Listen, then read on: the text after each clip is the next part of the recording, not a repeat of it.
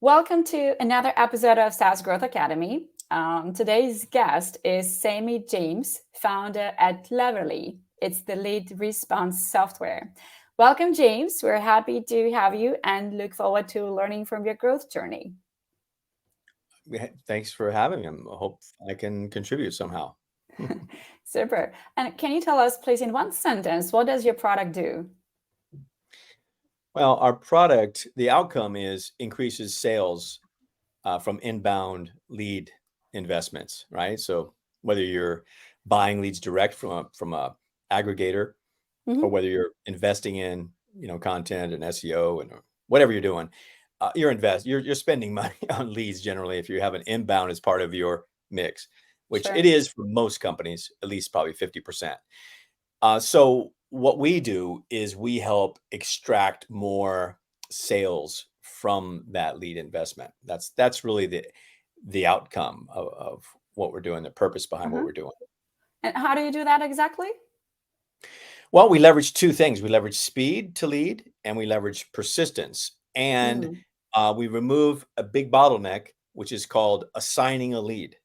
Mm. And I, my guess is the reason leads are assigned, and I've been a sales guy, most of my life, and the real reason is somebody needs to take ownership of getting in touch with the lead. Because if you sell something that is a considered purchase or a complex sale and requires a conversation, then if you don't have a conversation, you're not going to sell something. So, okay, well, what can we do to, because see, there's an assumption, I suppose, that when you generate an inbound lead, that you're going to speak to it, or that salesperson is going to somehow have a conversation, and that is absolutely not true.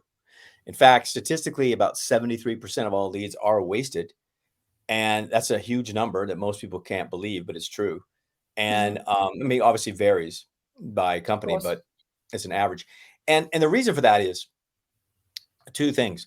One is that first we got to job one is how do we ensure that we have a conversation? Because if without that we can't sell. So two things we do to leverage that: speed. So if we call that lead, if it's a fresh lead that comes in during your business hours, then we want to call that lead in under 60 seconds.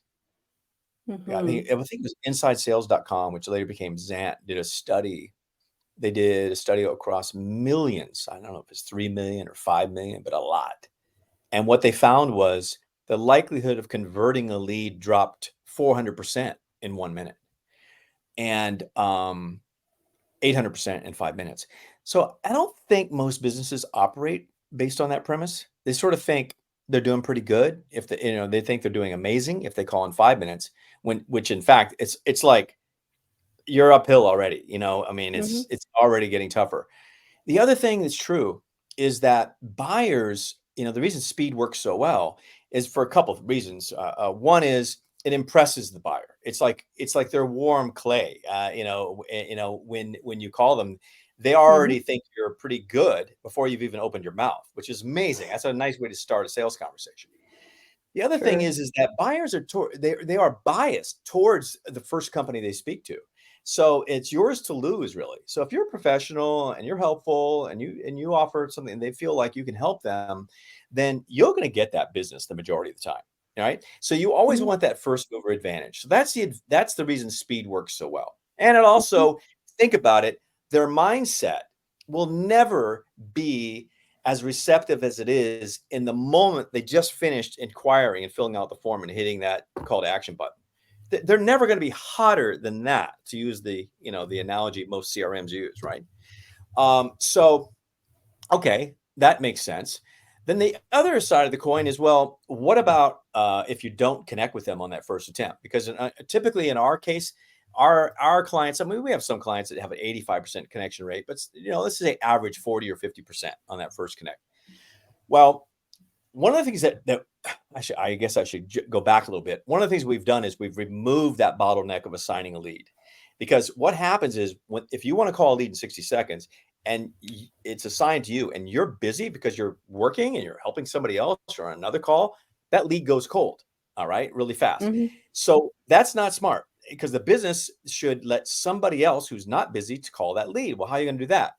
Well, with our automation, we just, if it's round robin or whatever, priority ringing or simultaneous or whatever distribution you want to use, If you're busy and it's your call, then it skips to someone else. And so somebody on the team now can take that call, whether it's the first attempt, second, third, fourth, fifth, sixth. So what that does is it increases the resources automatically, and it Mhm. increases the number of conversations your team is having with leads, and rising tides lift all boats. So everybody's talking to more leads, the business is up, right? Mhm. And and so the other thing that we do, because salespeople are it's just tough for them to be perfect when it comes to optimum persistence. And optimum persistence means you have to use a variety of channels to communicate with that lead, to try to get in touch and try to have that conversation. Could be text, could be voicemail, could be email. And then you need to persistently call, but not too much, not too little, because if you're too aggressive, they're going to feel like you're too aggressive and they're going to go away. So we know, based on evidence, that, and through testing, what the optimum intervals are. So what we do is we program our application to call back. You just hang up and forget about it, and Mhm. there's no tasks, there's nothing to do, and we'll call you back in 20 minutes, and whoever's available, pick it up, let's go, try again, Mhm. and we'll cue you into when to leave a voicemail, things like that. And when you hang up, we'll automatically, those text messages or emails or whatever is appropriate between those intervals will automatically occur, and they'll be personalized. So when you use our application, you just stop thinking, stop working, and just, no tasks Mhm. and nothing. Uh, and it's just great because salespeople, I mean, I kind of built this based on the fact that I'm very lazy as a salesperson. I mean, in terms of admin work, I don't like it. I love to be organized, but don't like to organize, right? Uh-huh. So I appreciate the benefits of organization, but can't stand doing it. So this is perfect for guys like me, because Mhm. all I have to do is hang up and forget about it. I don't have to create a task. And it calls me back and says, "Wake up! It's time to call again." Okay, let's go. you know, Definitely. Yeah. if I'm not available, there's no lead on the other line. So nobody gets hurt there, right? I wouldn't have called them anyway, right? If I'm not available, it'll just skip it, and I'll just Uh-huh. miss that opportunity, and I'll get the next one. Yeah. So Yeah. yeah. So That's that's really it. definitely Yeah. that's fascinating actually. And how did you get an idea for this? What brought Well, you? I mean, I think I read something when it says creative ideas come to prepared minds, right? And I think what prepared my mind for this creative idea back 15 years ago was having spent, you know, 20 years of my career in San Francisco, and part of that career I was working for VC-backed startups, and a couple of them were telephony based, and one of the telephony based companies was doing song recognition. So this is pre-smartphone days, so there wasn't time when phones weren't smart, right? And you have to Yeah. dial a number to hear what song was playing on the radio. That was the startup. That was the purpose of our company, and it worked really well. You just dial, okay, press the number of the radio station you're listening to now, 1045, 1045 KFOG. Here's what's playing Uh-huh. now, Madonna, blah, blah, blah, And Yeah. so, having been through that, and knowing, understanding what's possible with telephony, I was like, why can't we just turn a form into a phone call? So, that seems possible. And so I hired some asterisk programmer, or so, I don't know what the language was at the time, but it was pretty Uh-huh. rudimentary, and got it done. Got the POC done, and got some clients to experiment with it, and it was miraculous. It actually worked. I mean, they were getting, like, all overnight 300% increase in conversions. And so it's like, what, it's amazing what happens when you have, it's like sales is a numbers game. You increase the number of conversations you have with your leads, you're going to increase your sales. I mean, it's so simple, right? It's very basic, very 100%. fundamental. Nothing, or it's just simple stuff, really. And when you started, what was it to get your first 10 clients, and how did you do that? Well, I think I was lucky because I was running an agency, and they trusted me. I had a relationship with them, and then I just approached them and said, "Look, I've got this idea, and you guys are getting a lot of leads. You're not happy with the way your team is responding to them and following up on them. You feel they're being wasted. In some cases, they were literally just throwing them away."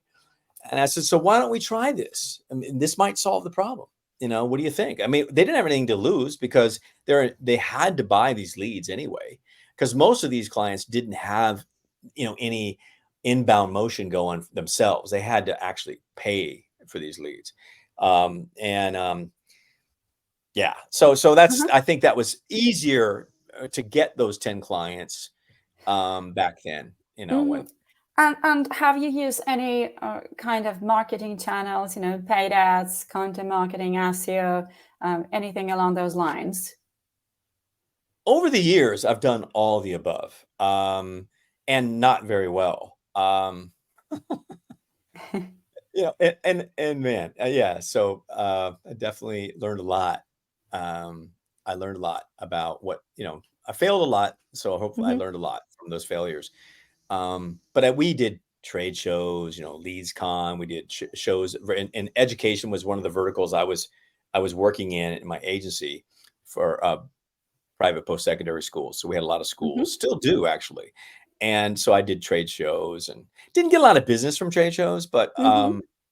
I don't know. It makes you feel good, I guess. But I did a lot of business with other vendors because Yeah. so you get like channel partners and kind of those type of things get done at trade shows. I don't think Hmm. directly it's done. I never could sell anything at a trade show.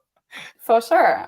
What about now, you would say? Are you working on some kind of new marketing channels, exploring some Yeah. new opportunities? What's Oh yeah. working for you? What's not working? I think honestly the best thing that ever worked for us is our channel partnership, I guess, to use the formal term, with Unbounce, which is a lead conversion, platform, right? Hmm. And we're their first native integration, and we still are natively integrated, and a lot of people discovered us there. So I think Hmm. there's still a lot of opportunity, and I've been approached by some fairly significant brands out there that want to create native integrations with us. And we just frankly have not had the resources to do it. And I wanted to finish the platform and update it Hmm. first before we did that.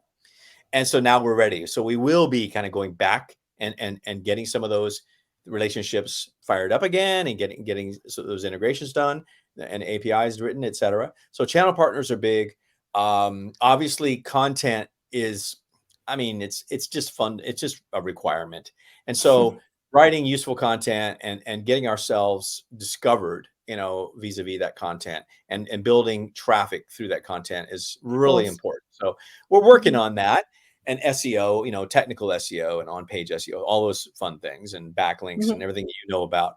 Yeah, yeah. Very, very important. So we will be, that's something that just is going to happen no matter what. And along with outbound, we're starting cold email now, and we're Hmm. doing. I'm also going to be building a. I'll be sort of starting an outbound team. Okay, I'll Hmm.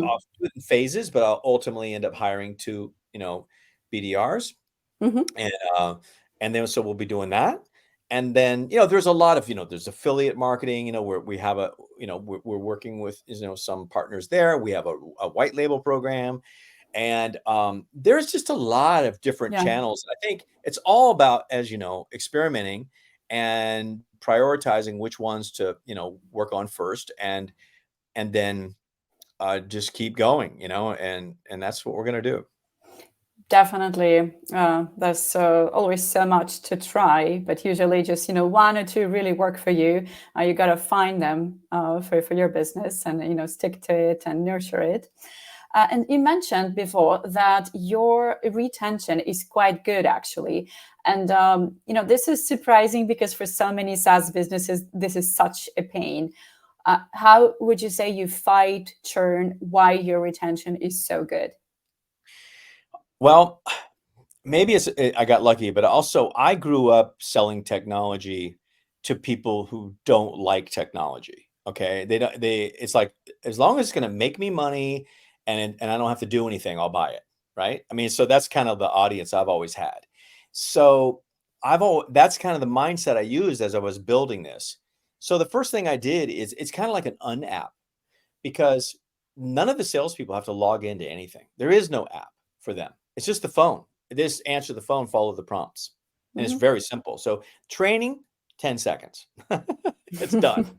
Oh yeah, by the way, I'm going to save you a lot of time. You're no longer responsible for keeping track of leads and following up. No more tasks Uh-huh. done. Over, done. So they're okay. I'm in. That takes care of that. Yeah. They're the user. They're the end user. Now, sales manager or web ops guy or marketing, whatever, those folks, they do have the ability to, look at reporting, get reporting pushed out to them. They have the ability to adjust schedules and do all kinds of cool stuff in our application. It's pretty neat.